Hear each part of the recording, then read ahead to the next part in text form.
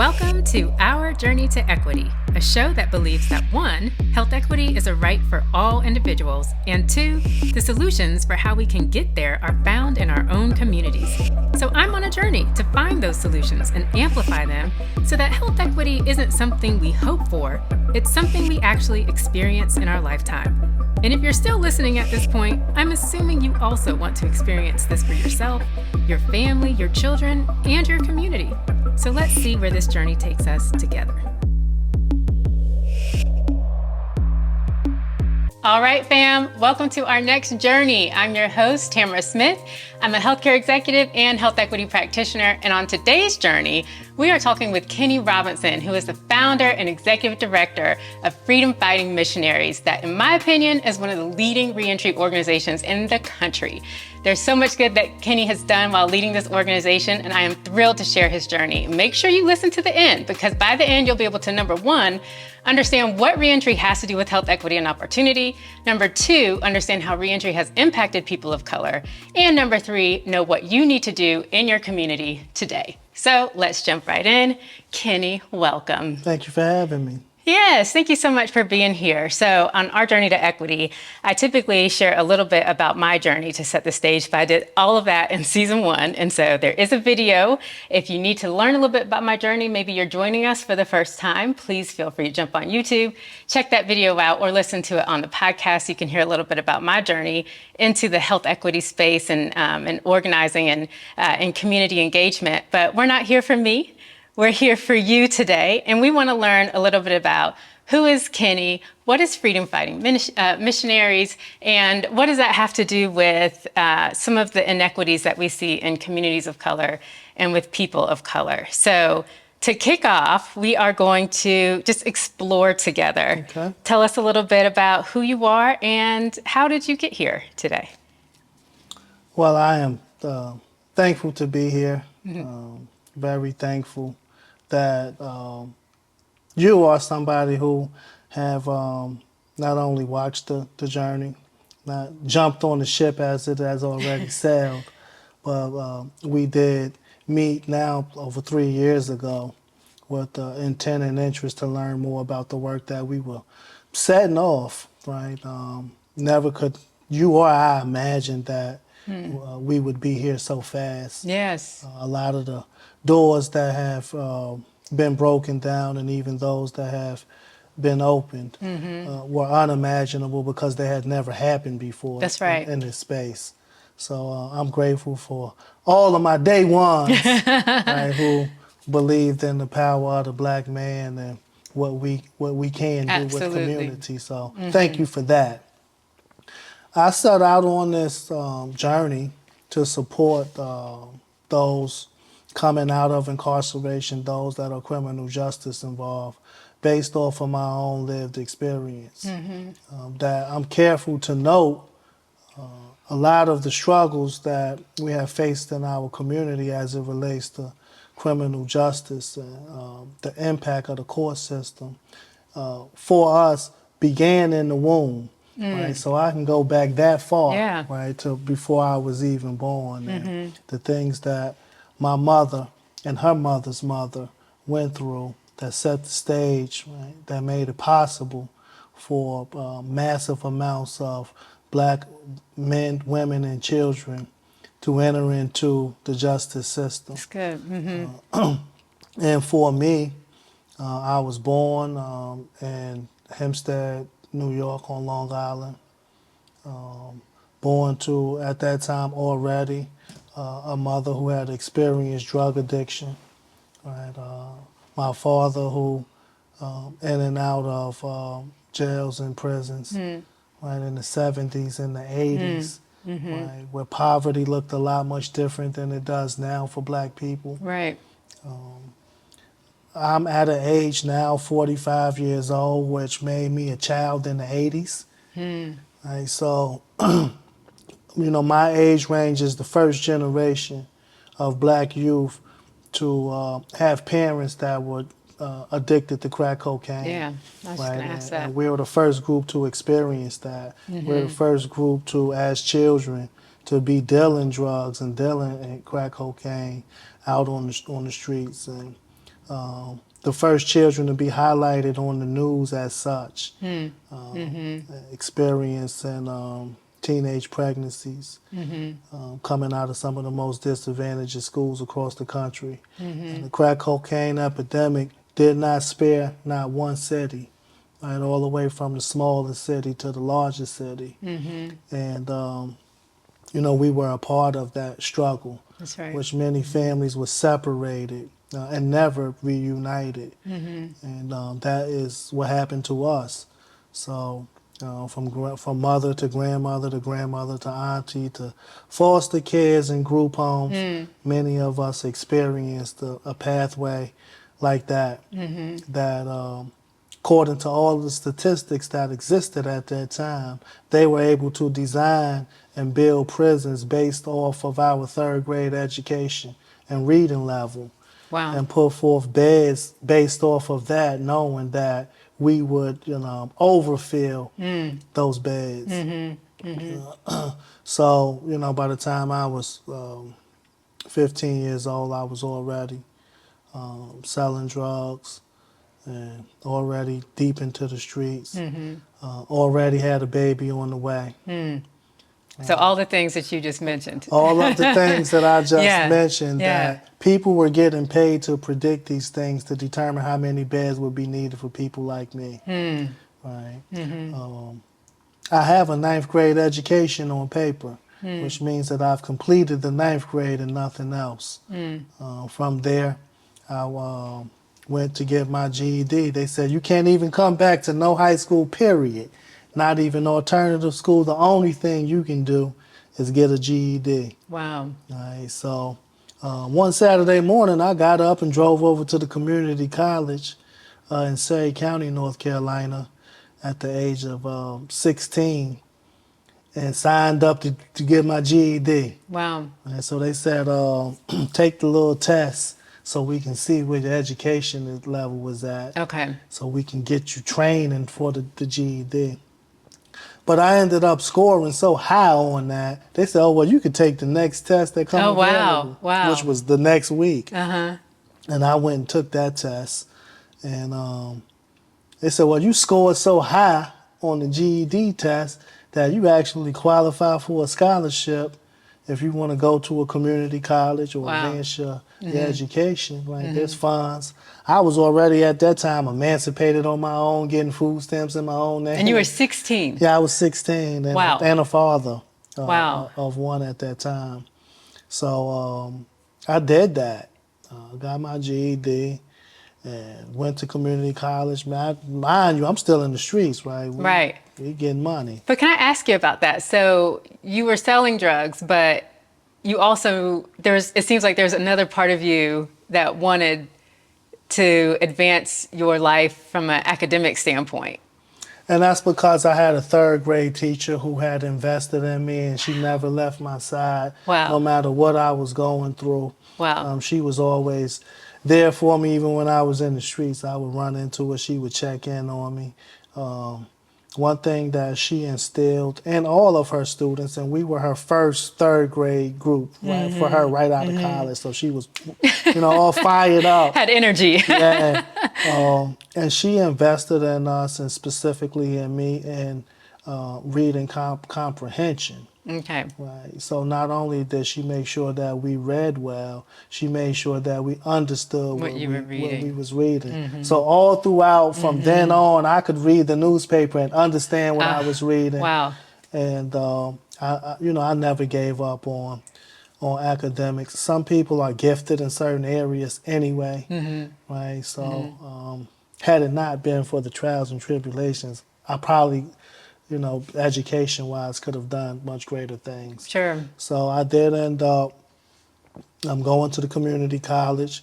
And again, we in the streets and stuff, so certain people who did go to colleges, they were going to, HBCUs and coming back like, it's a party out there, we getting money out there, and, the Freaknik and the this and the that and all of that. So I was like, okay, so what's the most hood college that you can go to?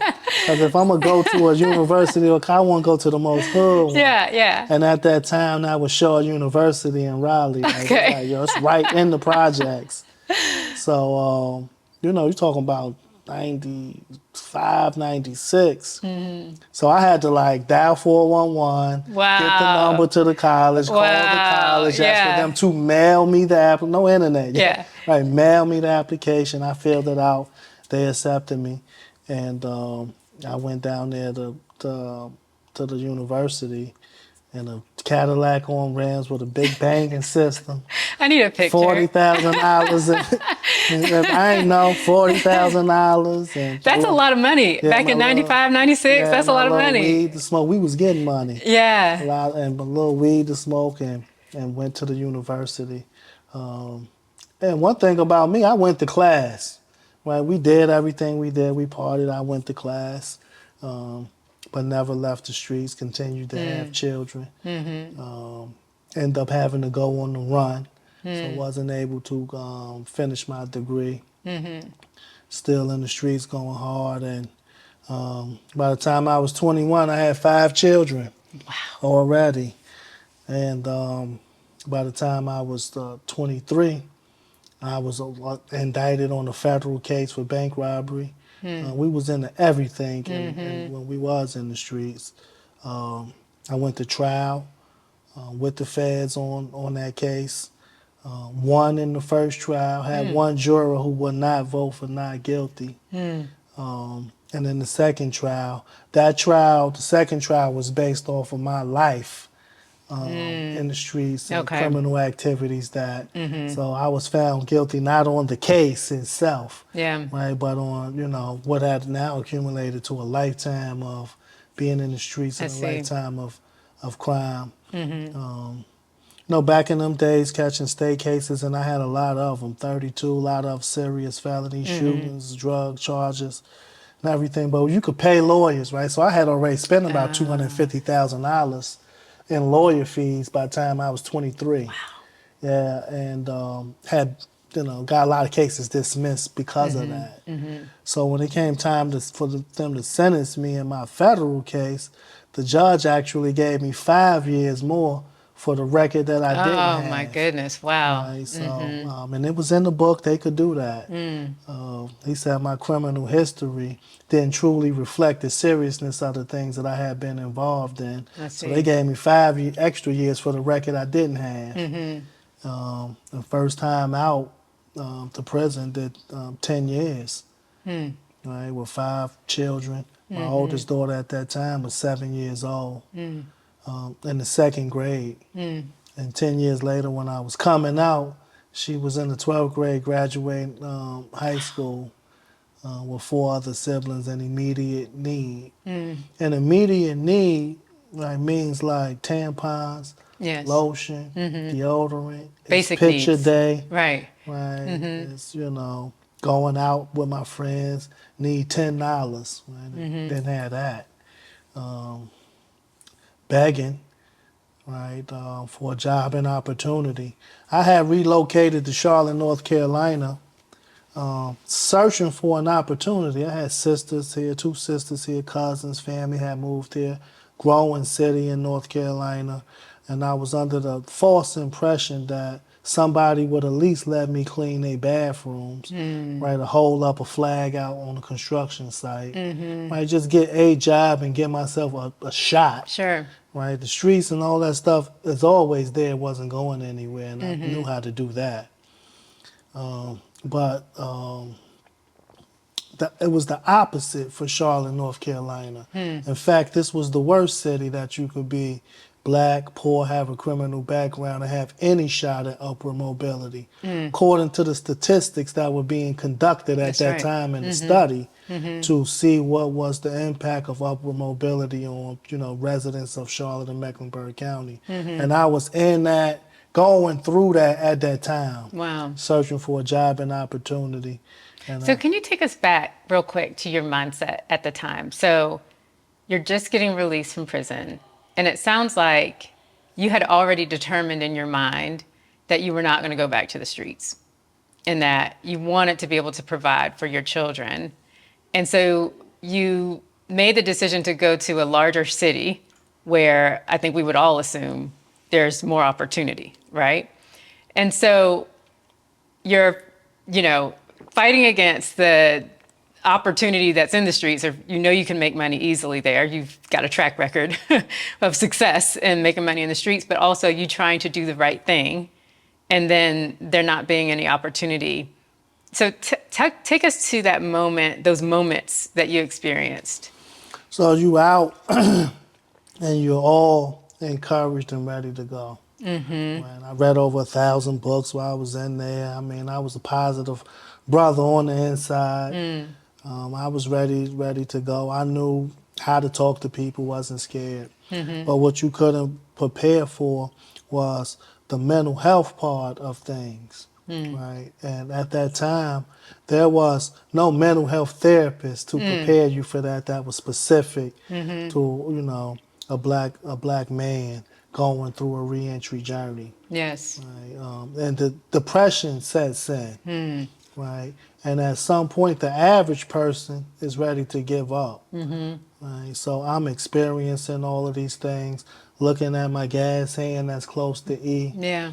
Right, knowing that opportunities are out there in the streets where I can at least stop at a Burger King if I wanted to. So all of these things is going on in your mind while being on probation and parole. That's saying you have to get a job, right, or you going back. How? And having fines and stuff that's Yeah. due to say if you don't pay this $100, then you going back.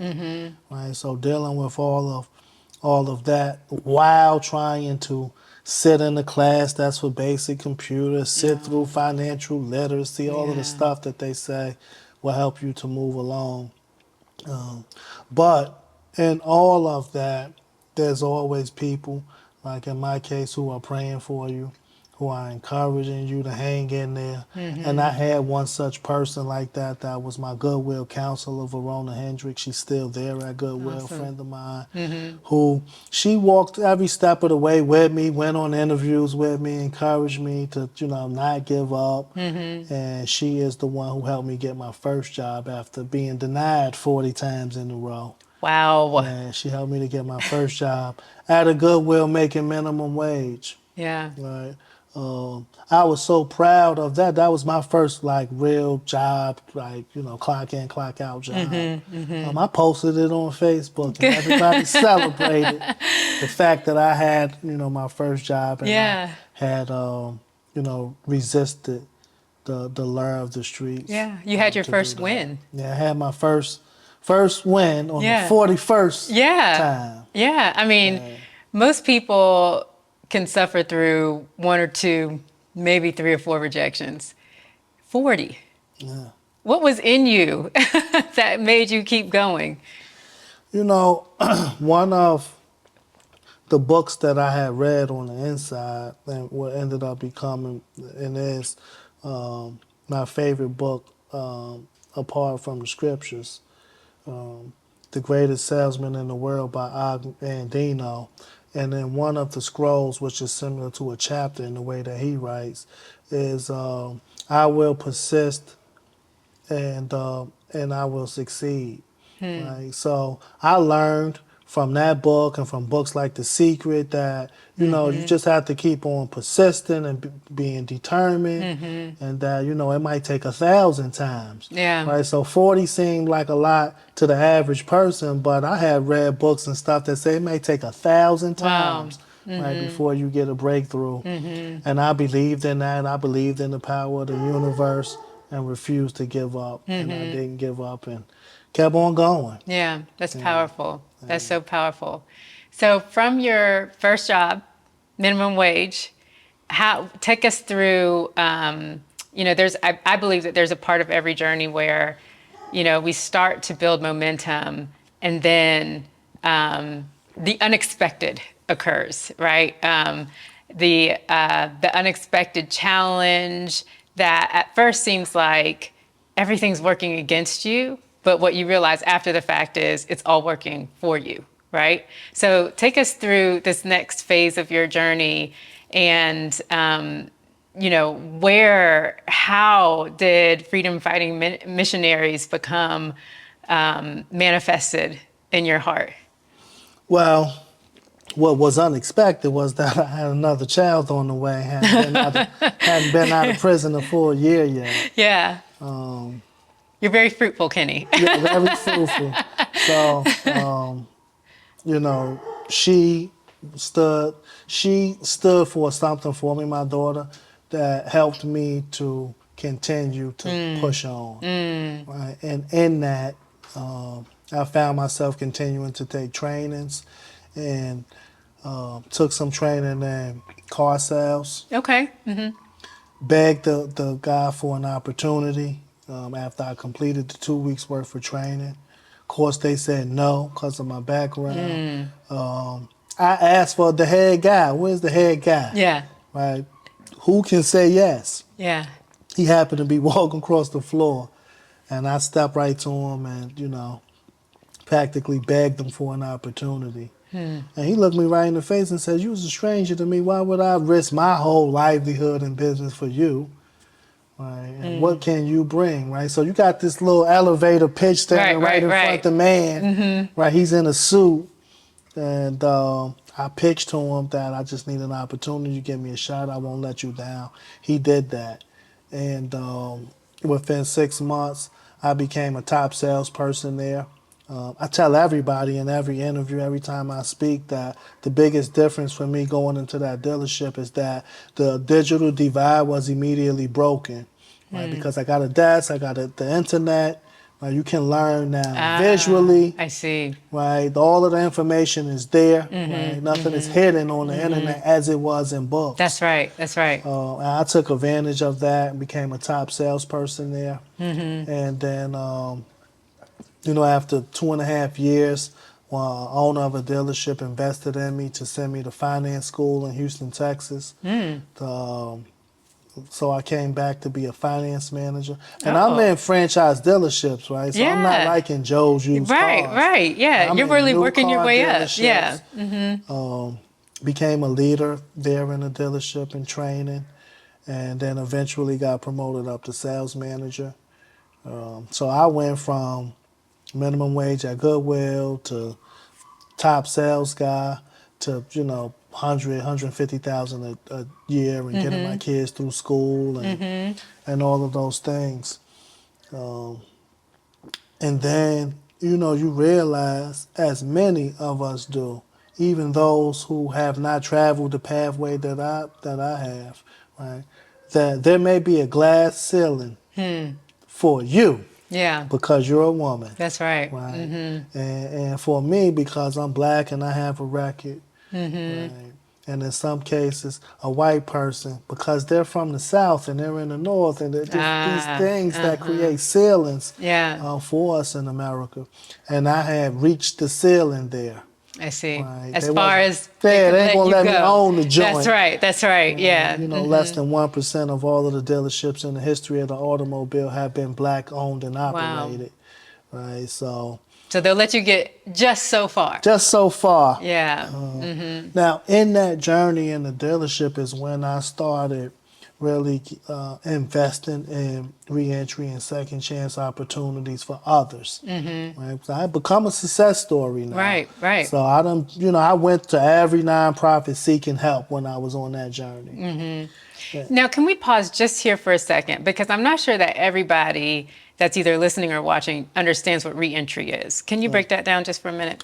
So reentry is the term that is given for somebody that is exiting jail or prison and then to try to rebuild from there. Although many of us have never had the first opportunity. So this is the reentry process. And it is more prominent in 3 areas. Those that are exiting jails and prison, those that are returning from active duty in the military, and those that are returning from long stays in hospital or mental health I see. facilities, that you have to reintegrate back into society that Yes. has continued to move on Right. while you were away. I see. I So see. that is Because, like you said, you went in when your daughter was in second grade, Right. and when you came out, she was about to graduate high school. right. And Yeah. I went in, the iPhone did not exist Wow. at all. Wow. Right? So when I Yes. came out, they were on number something already by then. And so not only are you having to get reacclimated into society, but you're also having to figure out how to thrive very quickly because of the nature of either your probation or what other circumstances you might be in. That is correct.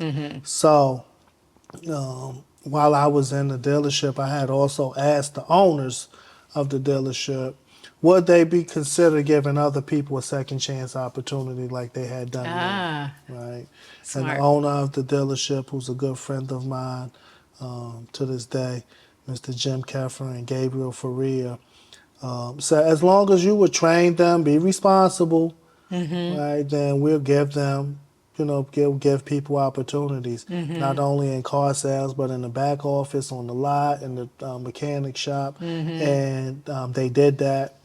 And we were able to assist about a dozen individuals who had a blemish on their record with an opportunity. Many of them went on to become managers, homeowners. Wow. And, we became known in the community for being able to provide second chance employment, Yes. hope and inspiration. This stuff is on social media. People was reaching out to me, mothers, and saying, my son is getting out. Yes. Right. Daughters that's saying my mama's getting out. She's been in there 12 years. She's smart. She just needs a shot like you. And, so with that, when I hit the glass ceiling in 2019, I decided to retire. Right. And I say retire because, I was retiring from one field and starting in another from that, and create a nonprofit organization in 2020 ahead of COVID, right, and all other things that happened, and still under the way that you have to do things. That's right. Specifically as a black person in America, right? You got to talk a certain kind of way. Right? You got to act and behave a certain kind of way. Right? And I was prepared to do that, right? Not believing that certain doors and barriers and mountains could be taken down, but using our lived experience to navigate around those things. Yes. Knowing that, there's certain people in certain places that would help you. And that was our plan initially to start Freedom Fighting Missionaries in 2020. Well, I love that because what's so powerful about that is we know that incarceration specifically affects people of color at much higher rates in the United States. And reentry is such a challenge when you're already minoritized, right, because of the color of your skin. But because people found someone that looks like them, that talks like them, and has made it, they found that in you. And so you became, in a sense, a symbol of hope, I think, for a lot of people right before a global pandemic. And we were out there. Again, you're talking about a population of people who, for the most part, can't even vote, right? So there's no funding in this area. Yes. Right. There's no building, uptown Charlotte. You walk into that building when you get out, and they'll help you because you need help. None of those things didn't exist at all. And we're going into a pandemic. I'm starting something new. I'm black, got a record, right, talking about helping other people with a record. And it was very tough.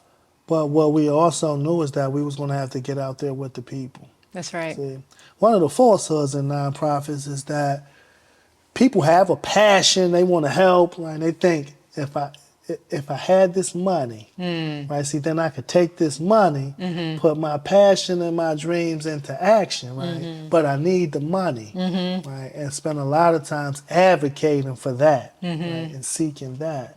We in turn knew that you got to do the work, right? Because see, Good. we had something to prove, right? Because there's no data that existed in this area that suggested that if you had $10 million, you could do these wonderful things Right, in this right. space with the $10 million. The data didn't exist, and so we knew that we was gonna have to go out there and create our own data using our sweat equity, our own money. In my case, my 401k and savings and whatever I had, and we went out there in the streets with the people coming right out of jail, coming right out of prison.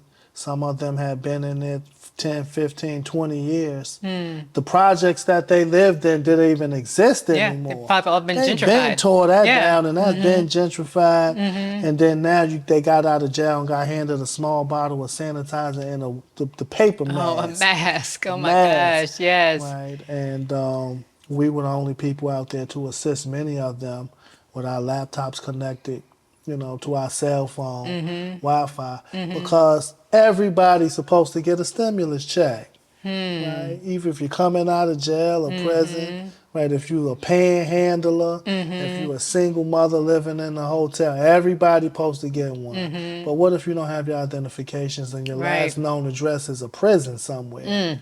Right? How? How do you verify who you are? Right. Right? How do you know how to take your Android, log on to the IRS, and at some point got to scan something up there to them? Yeah.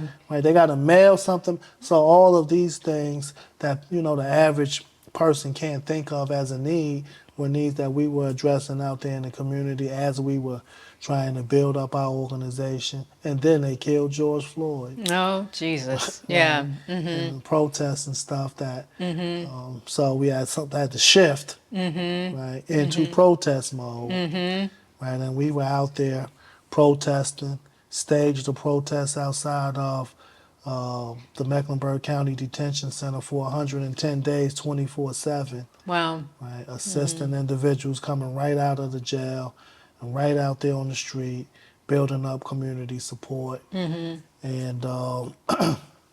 trying to, raise some money to build an organization. Right. Beg the local government, beg the banks, beg the healthcare field. That's right. And that's where we met. Right.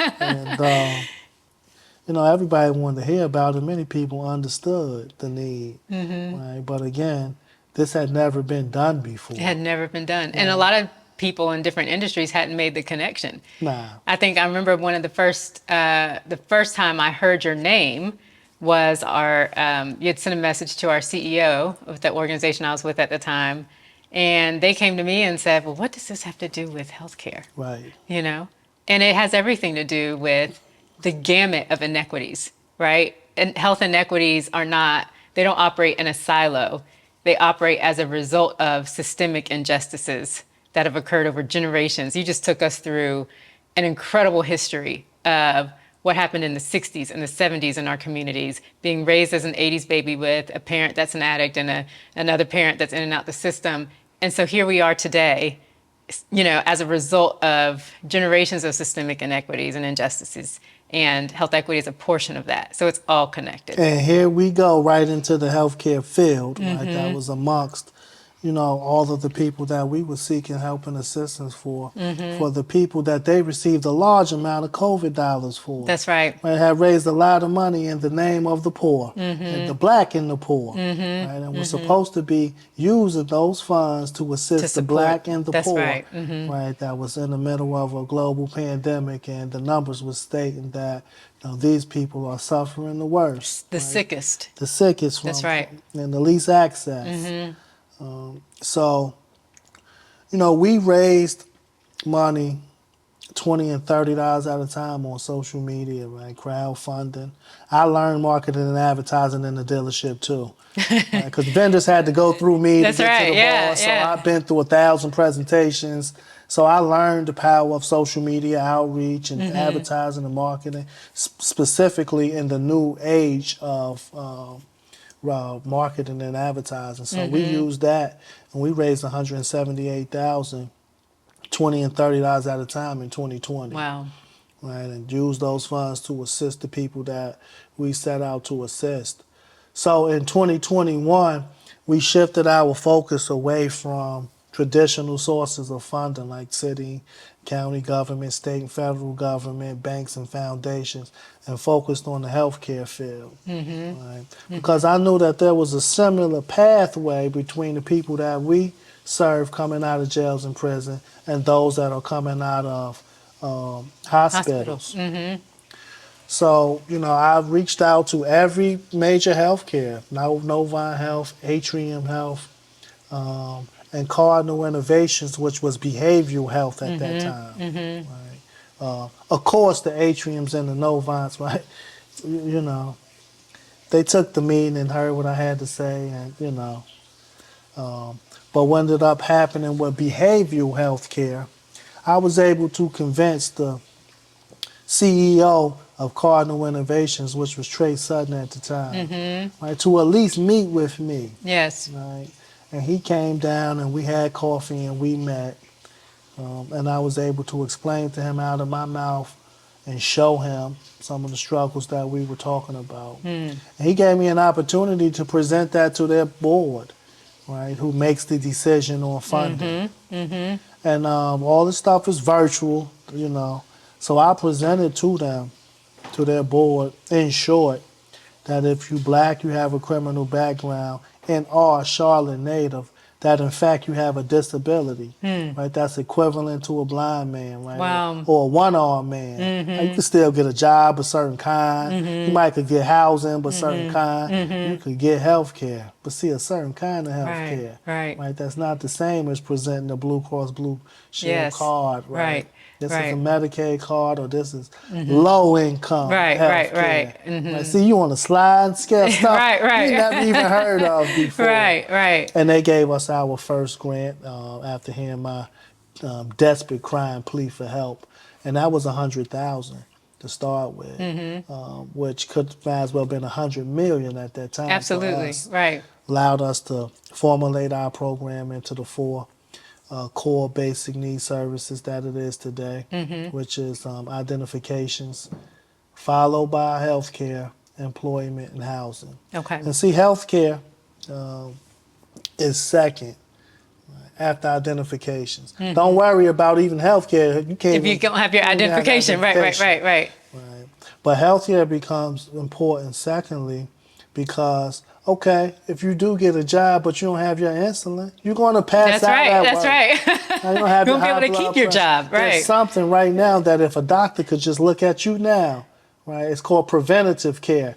That will never happen if you do this. That's right. But a doctor have to give you screen you to do that. That's right. Not wait till you're in the emergency room and all of these things. So I'm pleading these things to the healthcare field, including you at that time.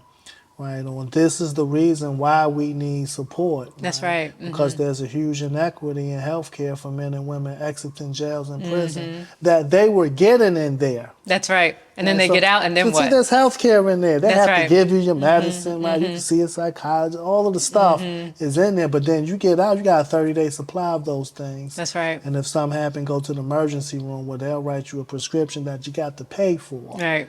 Write you a prescription you can't afford. So they had never heard these things told to them in this kind of way, the way that I was telling it to them in the healthcare field.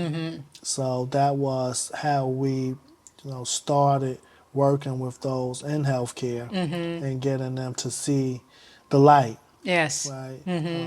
See, explaining to you, right? See, you understand being black because you are black. Right. That ain't hard to, you understand. Right. But see, you might have a boss that don't know nothing about none of this. And we have to explain that to them almost in a layperson's type of way. Very basic. That's very basic and simple that I got to explain to them. Like, have insulin or don't. Right. Have access to the vaccine or don't. Because some people can't even conceptualize not having identification. Right. So those are the things that right. we had to do in 2021, going into the healthcare field, trying to get funding in places that had never funded this work before, while still in a pandemic, coming out of the election cycle in 2020 that we came out of, dealing with the protests from George Floyd. So can you tell us a little bit about, at this, you're kind of like at this, this point where you're able to really start gaining momentum, right? You've got Trey Sutton that said, his board said, yes, we'll help you. And you've started to really create your 4 pillars. Tell us how your work has evolved into where it is today from that point. Community support. Right. None of these things can be done without the support of the community. Many of them who were under the impression, as Americans are, Kenny, I've paid my taxes. Oh, They're gosh. taking it out of my check.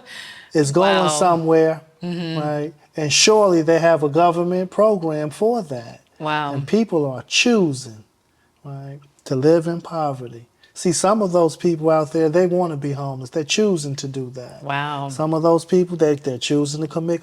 There has to be a program for that. And people are choosing to not utilize the programs that our taxes is paying for. Right.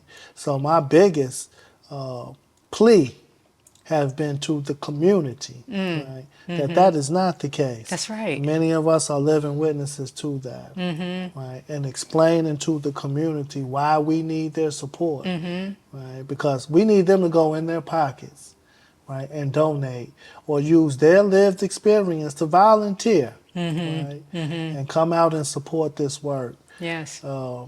And that is how we were able to begin to make some traction, where it's not just me saying this, but now there's people in the community saying, I've went out and worked with Kenny, and Yes. right, and these needs and stuff are true, and we ought to help them and we ought to support them, and gave voice to, you know, what I've been saying and what many of us been saying. So now when the politicians are holding something, it's not just me and my group, right? It's others, and it's diverse, and it's professionals from different backgrounds that are saying this is also an area that we should consider supporting. Yes. So, you know, we have a lot of areas to hit. We had the healthcare field. Right? They had never funded this kind of work. Right? And we have the banking industry, never funded. Foundations, never funded. The news media is a very important part of people being held back or moving forward. Right? And the news media had never supported Black-founded, Black-led organizations in a way that could provide, number one, some information and knowledge to the community, right, that this is important work. So we had all of these different areas to target, right, to begin to get them on, to at least listen to us. Right. Right, at least let me get the meeting. And again, coming from sales, we don't mind to call you 100 times, email you 500 That times. resilience, boy. That's Lay in wait for you, show up at events. Yes. Right? And, you know, go and talk to. They say, well, that guy's the head of the bank, and I'll go right and talk to him and tell him at the event when they eating shrimp on crackers from Italy with mustard from France and all of that stuff, and you know, we began to get meetings. People who did come out and support us met with me, gave us office space. A lot of times at the end of the meetings, these people would say, how can we help? And instead of, you know, asking for the money, I said, well, I need access to your network. Well, it'd be great. That's you so give me smart. 50,000, I'll spend 50,000 fast, right? We would That's spend smart. 20,000 just in hotel fees a month, right? Putting people in hotels. So 50,000 run out quick. You want to give me another 50,000 every 2 or 3 months? Right. So what we asked for was access to their networks, right? Where, you know, these people are in algorithms that I don't have access to. Right? Can you set up the meeting with this person and the next person? That's so smart. And we were able to do that. And go That's into real those networking, meetings. Kenny. Yeah. And I think that that's something that a lot of times we don't always understand. You have been following the work for a while, so you have seen me, you know, meet with people who are the president of this bank. Right. The founder of Right. this company and this organization, right? This person, this is the mayor. This is the county manager, right? So you've seen me meet with some very influential people, not just in business, but in politics. And Multiple news media. industries. Right, so you're like, well, how do you Yes. that you do those things? Right. Right, and that is how, first, community support. two, having the persistence to reach out and reach out and reach out. And then you get the meeting, follow up. Right? See, Yeah. we follow up. These are things I learned in the industry. Yeah. Right? These are things I learned in the way. See, we want to follow up with you. Right. I did that with you. We met, Right. we talked. Right. I'm back. Right. Right. Right. Then I ain't see you in Yeah. a while. I looked Change for jobs. you. Yeah. Found So me wait again. a minute. Yeah. Where you at? I see Right. you here now. See, and that was Yes. part of the follow-up process. Yes. And then at the end of the day, the work, right, that speak for itself. Right. That this person and this family, they were living in the car. Sure enough, they were in that car. We verified it. We put them in the hotel. Then from the hotel, we begged landlords and property managers for an opportunity. The community came together, funded the work, and we were able to help them pay along the way. And here's the family now that Right. was once in the car, right, that now have a, not only just, working cell phone, but they actually have access to the internet. Right. Right, are now making $15 an hour or above. Right. And there's the proof to the things that we were saying, if you help us. So now, we get the ear and can have a real presentation. Yes. In all of these areas that I lacked experience, then I asked for help. Right? What is a Asking for help. PowerPoint? I ain't never had to present one before. I Right. seen it, but I ain't never had to present one before. Right. And how do you even put that together? And, people in every area came together to help support us in that work, which helped us to get to the next part. I'm sure you want to ask. Which is, how can we elevate you? How can we elevate your work? How can people that are local at least get engaged and get involved with freedom fighting missionaries? What can someone do today? What advice would you give?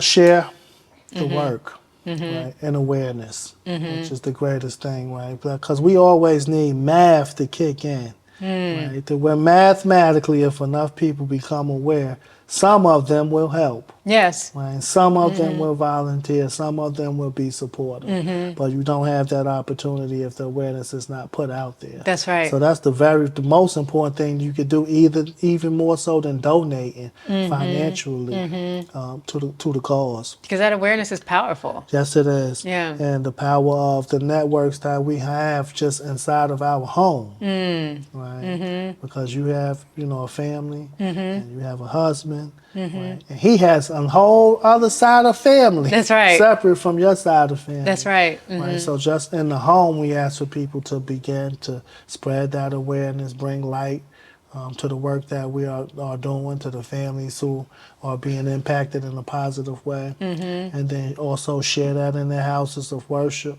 share that with their employees, right? And if you do that enough, the funding and stuff we've already proven will come. That's right. Right, based off of just that. And you've proven that you can demonstrate impact. Yes. That's without question. Yes. Right. And some examples for that for the viewers. Some of the tremendous amount of impact that have started just with that community support. We were the first reentry organization to receive $750,000 in funding from Mecklenburg County, utilizing ARPA funds. We were the first organization to receive $2 million, Black-founded reentry organization in the history of Charlotte and Mecklenburg County to receive $2 million in funding from them, raising another $2.5 million on our own, $20 and $30 at a time. We also became the first reentry organization and Black-founded and led in the state of North Carolina to receive and administer emergency housing vouchers, which is Section 8 vouchers, specifically for people who are justice involved, and then to turn around and be awarded housing choice vouchers, which is the normal process outside of COVID, to receive housing vouchers specifically for men and women exiting jail and prison or who are justice involved. The first reentry organization to purchase land to build housing specifically for justice-involved families that have workforce development in it and a pathway to home ownership. Yes. And the first organization to partner and collaborate with over 24 other nonprofit organizations and government to advance equity and second chances for now, everybody. So what the greatest achievement for me, if somebody asks, well, what is the greatest achievement for you?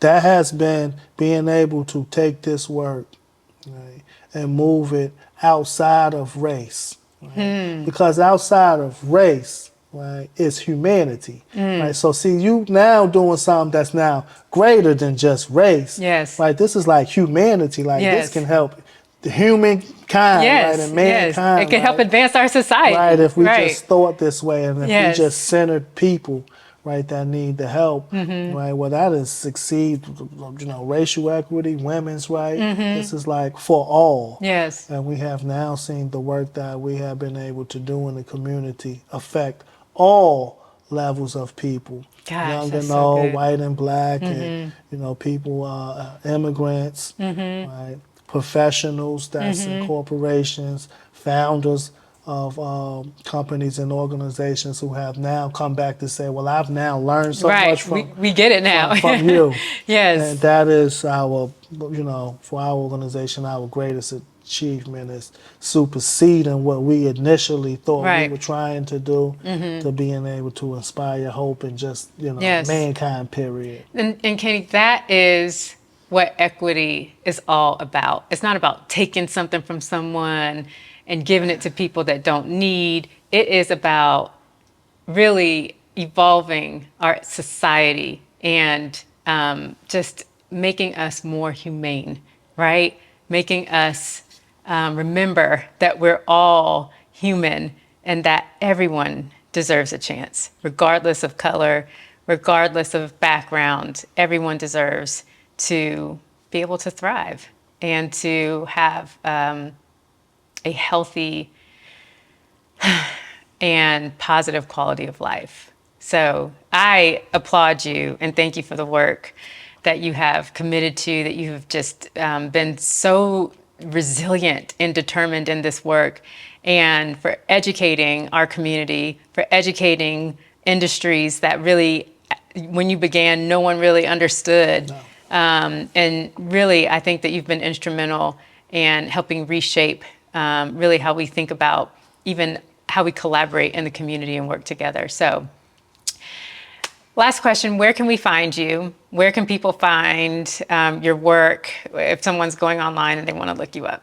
We are now Googleable. Come on now, right. Googleable. Yeah, so you can just Google us at Freedom Fighting Missionaries. About 3 pages to come up, about 24 different news stories that we have done. But we're very active on LinkedIn. Everything is under Freedom Fighting Missionaries. So that's LinkedIn, Facebook, Instagram, TikTok. Oh yeah, we TikTokers too. Twitter, X.